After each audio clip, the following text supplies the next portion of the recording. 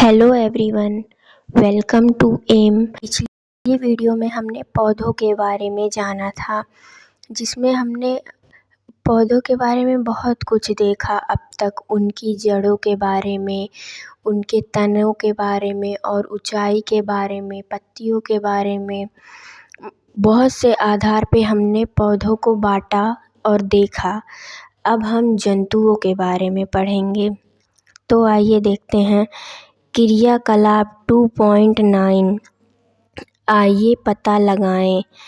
आपने क्रियाकलाप 2.2 में कुछ जंतुओं की गति को अंकित किया है।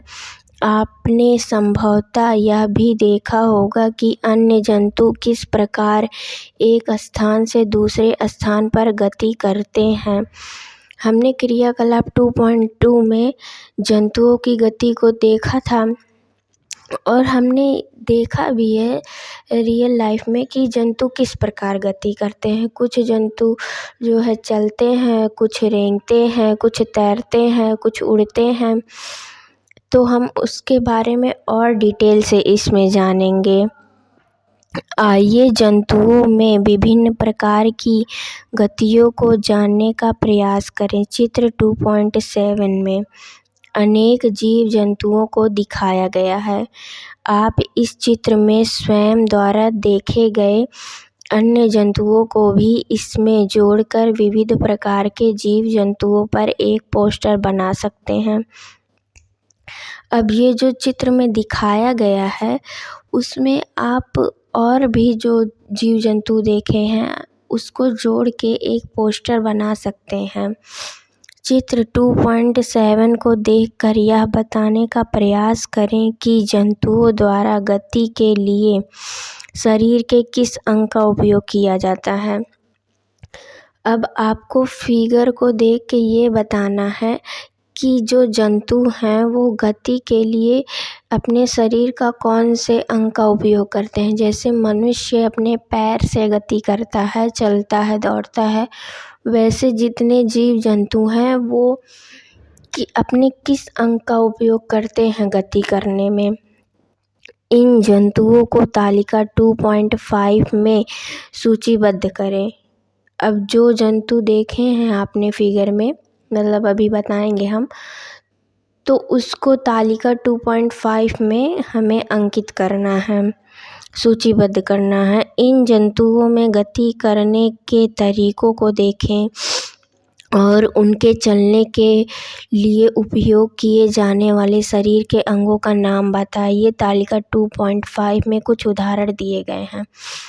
अब हमें ये देखना है कि ये जो जीव जंतुओं में विविधता है और ये जो जीव जंतु हैं ये लोग अपने किस शरीर का उपयोग करते हैं, मतलब कौन से अंग का उपयोग करते हैं शरीर के जिससे वो गति करते हैं। क्या सभी एक ही अंग का उपयोग करते हैं या फिर अलग अलग, तो देखते हैं। अब यहाँ पे गाय है तो गाय गति के लिए अपने पैरों का उपयोग करती है, वो पैर से चलती है।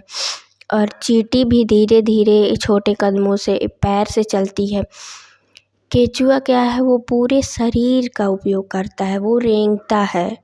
और ये चिड़िया अपने पंख से गति करता है, एक स्थान से दूसरे स्थान पे पंख से वो उड़ के जाती है। यहाँ कनखजूरा, ये छोटे छोटे इसके ढेर सारे पैर होते हैं, तो ये अपने ढेर सारे पैर से धीरे धीरे चलता है, गति करने के लिए अपने ढेर सारे पैर का उपयोग करता है।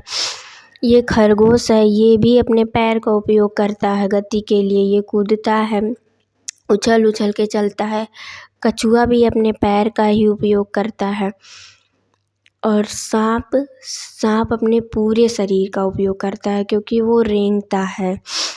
तितली अपने पंख का उपयोग करती है एक स्थान से दूसरे स्थान पर गति करने के लिए। मेढक भी अपने पैर का उपयोग करता है, वो कूदता है। मेढक तैरता भी है। अब मछली गति करने के लिए क्या उपयोग करती है, किस अंग का, वो तैरती है। तो मछली अपने पूँछ का और अपने पंख का दोनों का उपयोग करती है, तब वो तैरती है। अब यहाँ पे बगुला दिया गया है, ये उड़ते हैं, अपने पंख का, चलते भी हैं, पैर का। तो इस तरह से हम देखते हैं कि जितने भी जीव जंतु हैं सभी गति के लिए अपने अलग अलग अंग का प्रयोग करते हैं। सब एक ही अंग का प्रयोग नहीं करते हैं, सब अलग अलग अंग का प्रयोग करते हैं। तो इसे हम और भी डिटेल से जानेंगे अपने अगले वीडियो में। आज की क्लास को हम यहीं पर एंड करते हैं। मिलते हैं अपने नेक्स्ट वीडियो में एक नए टॉपिक के साथ।